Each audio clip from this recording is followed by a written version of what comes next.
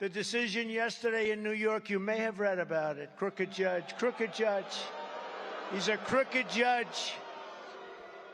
By a radical left-wing judge was a lawless and unconstitutional atrocity. It's a sham case. There were no victims, no defaults, no damages, no complaints, no nothing. There was nothing. New York, a loser state along with California, rules to fine Donald Trump, Eric Trump, and Don Jr.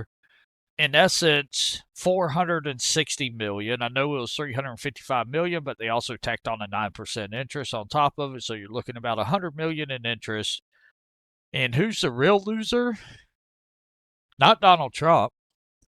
He's worth $3.2 billion. The real loser is New York. And this is just common sense. Common sense told us that when you put a big tax on something, the people will produce less of it. So we cut the people's tax rates, and the people produced more than ever before. The economy bloomed like a plant that had been cut back and could now grow quicker and stronger.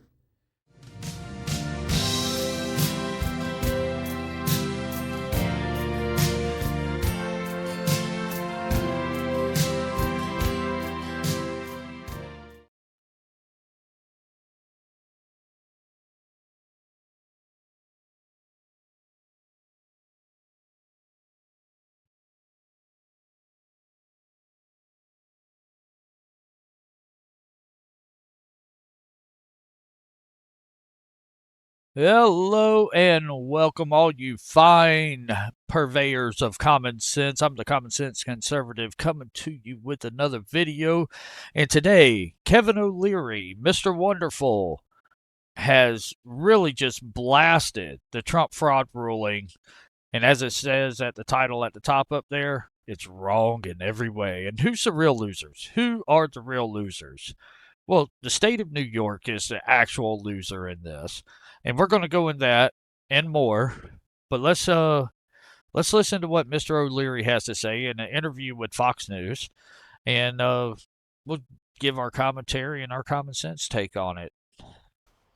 Well, that was former President Donald Trump slamming the judge who fined him more than $350 million in that New York civil suit.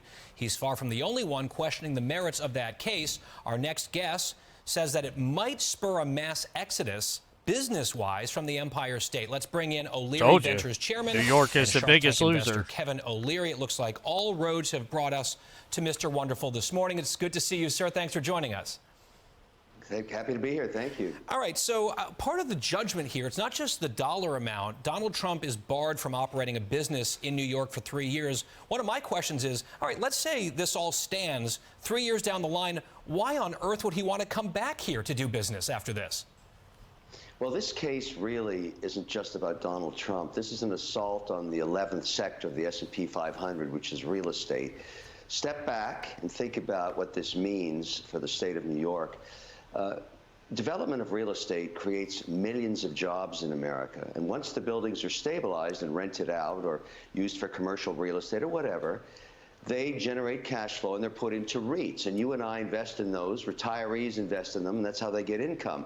That's why it became the 11th sector of the S&P. It's so important to the American economy. Very few sectors generate as much cash as this does. And so if you're a developer, you're an entrepreneur, you go to a bank and you say, look, I want to borrow $200 million to build a building. And they say, well, what assets do you have we can secure this loan against? And you point to a building you built before. And you haggle and you argue about the value of that building. This goes on in every city on earth. That's how real estate developers who are entrepreneurs and take risk borrow money. That's exactly what happened here. Now, all of a sudden... Now, just a comment on that real quick. You know, he just stated something. Now, he's a developer. Right now, he's developing a ton of data centers across the United States. But he just stated, this is how it works in every single city, country in the world. Not just the United States, not just England, not China, Japan. No, the entire world. This is how these giant sky-rise buildings go up. Banks have to lend them money to do it. You think whoever built the Empire State Building, I mean, I'm using that as an example, but, or just whipped out, $10 billion out of his pocket? That's not the way it works, So they have to borrow money. So they say, hey, I built this, and I built this, and they're doing really well. It cost me $1 billion for each of those 3 buildings. And I think that, over the past 10 years, they're fully packed, got businesses, from the bottom floor to the top. It's generating this amount of revenue. I think they're worth $10 billion a building now. Not $1 billion that I paid for it, but the $10 billion. And the banks come back and say, no. Hold up. We know you want to borrow $15 billion. We'll do each of those buildings at $5 billion apiece instead of 1.5 of those buildings for $15 billion. And you come back and say, well, I'll tell you what, I'll put up 2 of the buildings for the $15 billion I need to make this new whatever resort, casino, whatever it is. And that's the way it works. So what did Trump do wrong? I mean, common sense would say if this is the way it works, this is a known business practice. So even if it's not the law that says this is the way this works, once something becomes a known industry standard, then that's considered as good as being on the law books, Just saying. After this is built successfully and finished, for some reason, this judge takes it upon himself to fine this developer. Forget that it's Trump. This is not about Trump anymore. If you're a developer and you see this happen in the state of New York, why would you take the risk judge and moron to put up this much money and have a judge arbitrarily decide that you are in some form of breach of fraud when no damages occurred at all? And this is the same process that occurs everywhere. This is about the competition of states. I thought before this judgment that the #1 loser state in America was California, which is basically putting itself out of business slowly and surely. But after this judgment, I'm going to make New York the #1 loser state, followed by California, then Massachusetts, New Jersey, Michigan. These are places where taxes are not competitive. Delaware, for example, is now on the loser state list because it's unstable policy on the Elon Musk decision. You don't have to put your money into places where this kind of thing happens. Each of us as investors, we vote with our capital. Why punish a great state because it doesn't happen to be on the east or west coast? I say go to Florida, go to Texas, go to North Dakota, Oklahoma, West Virginia. These are winner states. Why go to a loser state like New York? Well, I think a lot of people are doing precisely that, not just with their businesses, but with their families as well. Kevin, we were quoting yesterday, the Associated Press said they could not find another case like this in 70 years. So, this district attorney, Alvin Bragg, I believe. No, excuse me. Letitia James, whose entire career, by the way, was made by Trump. She ran, I'm going to get Trump. Every day I'm going to get Trump. And she got enough sycophants to vote for her to put her into office to get Trump. So they dig so deep into the law books that nobody could find another case like this in the past 70 years. 70 years. Nobody can find a case like this. Okay. It's common sense to tell you that they were really targeting someone. Under this law, the application of this law in New York, have you ever seen anything like we just witnessed from this judge and this AG? No, I never have. And frankly, what's occurred all around the world with developers look at this and don't understand why this complaint was brought forward in the first place.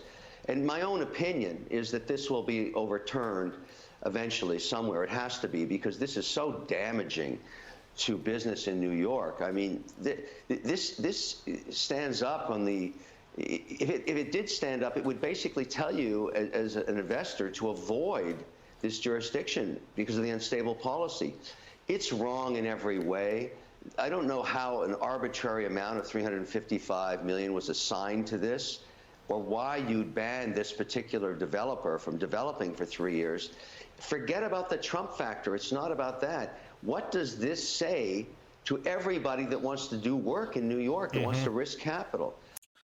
I'll tell you what it says. It says, don't do business in New York. Don't risk your capital, because if somewhere 50 years ago you put a post in whatever, a newspaper back then, that said, I really think that the Republican is pretty smart, because clearly it's politically motivated. You got a Democrat, Letitia James, who said that I'm going to get Trump. I'm going to get Trump. That's her whole focus. That was her whole campaign. I'm going to get Trump. Not, we got a ton of crime in the boroughs of New York and we're going to clean that up. Nope, not that. Not, we got a ton of drugs in New York. We're going to clean that. Nope, not that. Not that. We have a lot of assaults of all forms, including the one that YouTube hates for anyone to say.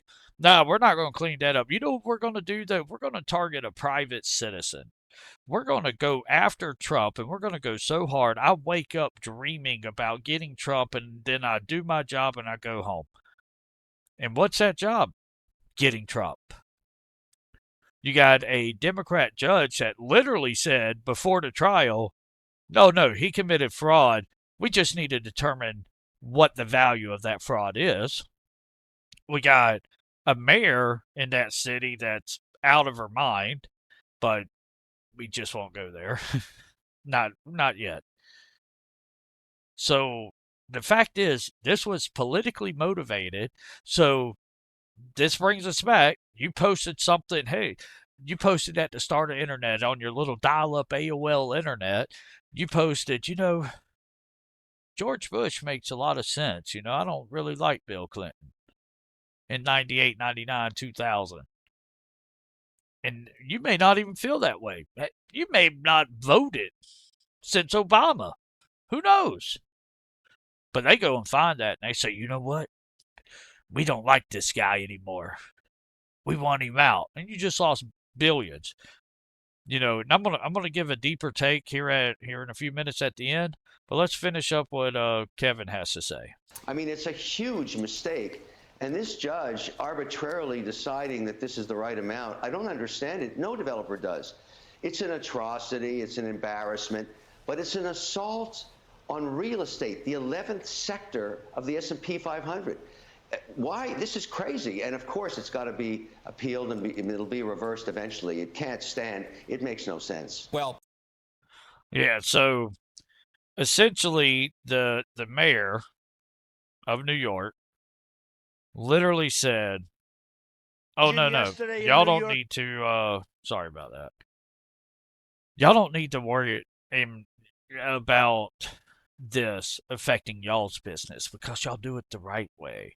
I'll tell you what this really was, and this is my opinion, but just looking at it from a common sense perspective. Donald Trump's anti-establishment. He's leading in all the polls. He's blowing the doors off Joe Biden in pretty much every poll that I've seen. And they said, man, we can't allow the world to be infected again because the basement strategy ain't going to work this time because we'd have to, infect the entire world. So we can't do that. So how are we going to get this guy, I know. Somebody in the back raises their hand. I got it. Okay, what's that? Let's bankrupt him. We'll put him in courts. We'll get liberal judges. We got these DAs that have ran on the premise of getting Trump. This is what we're going to do. We'll bankrupt him. 91 charges. Let's go. Let's arrest him 4 times. Slow his campaign down. Let old Joe catch up. And that's what they're doing.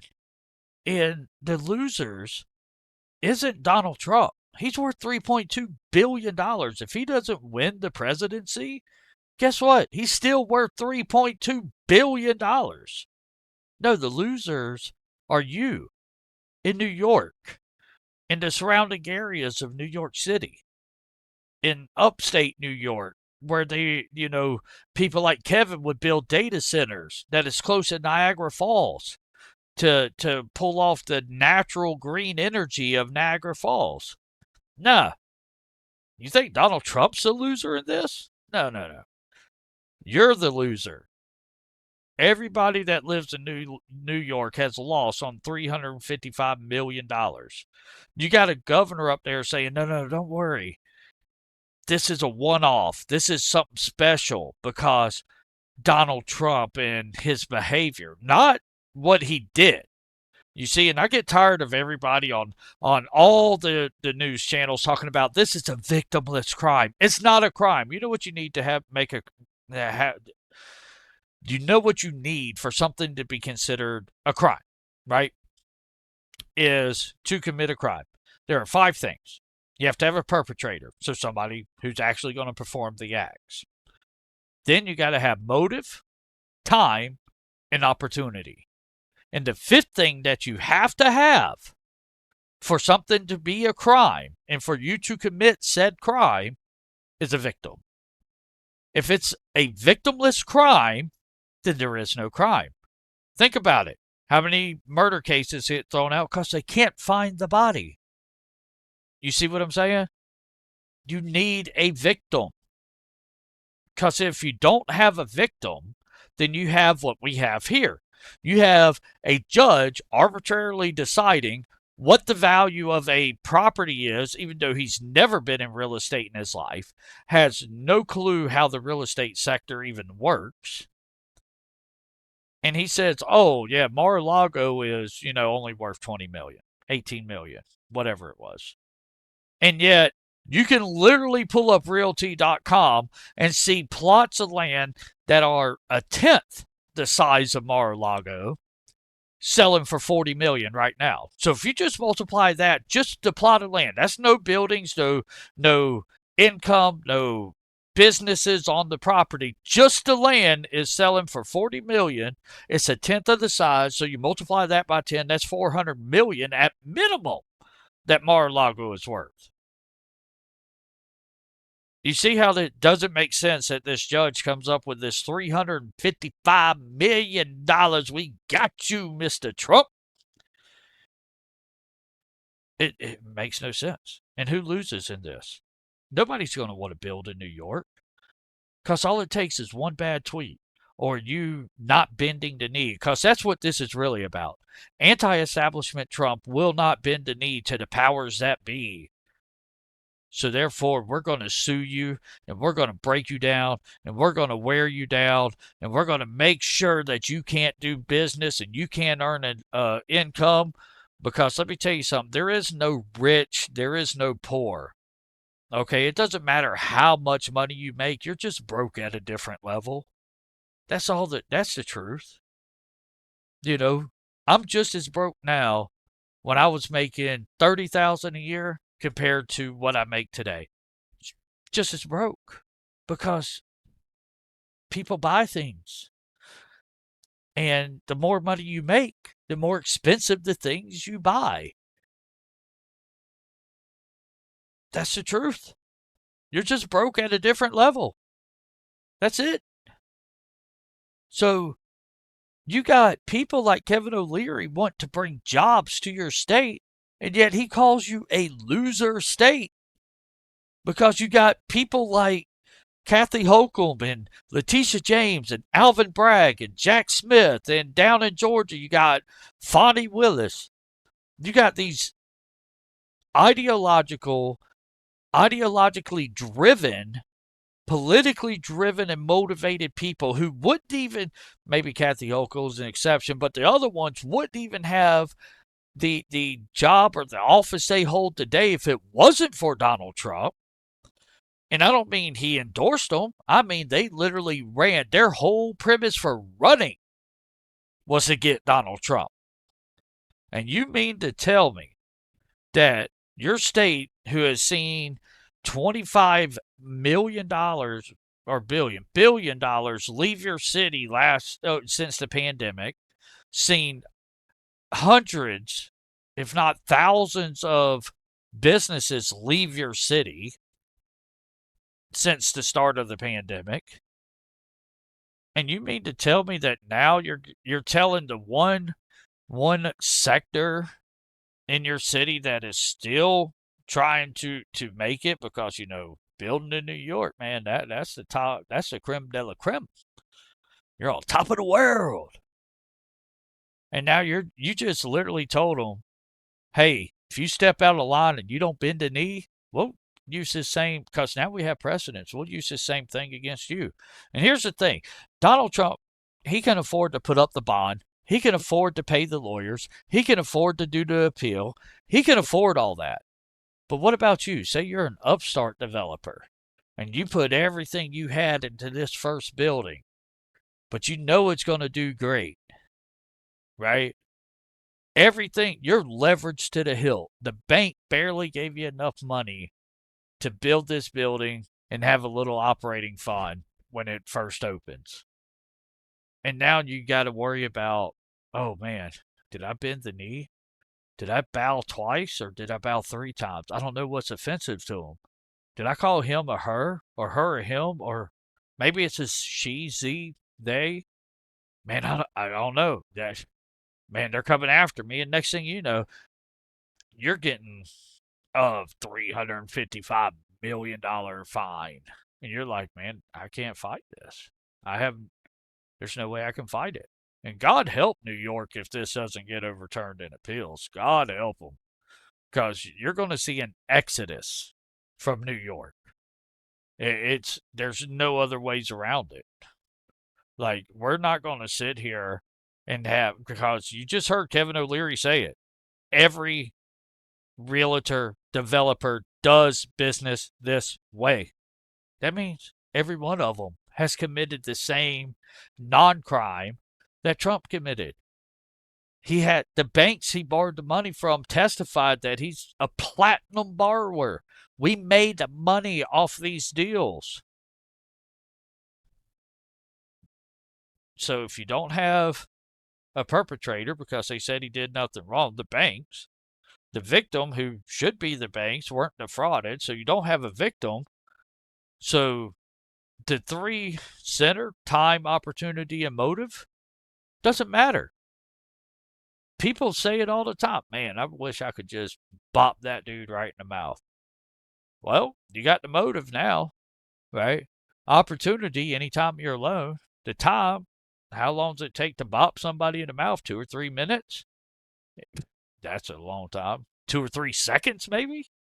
So you have those, but you need the other 2 factors of committing a crime. The victim, well, if you never hit him, you're not the perpetrator.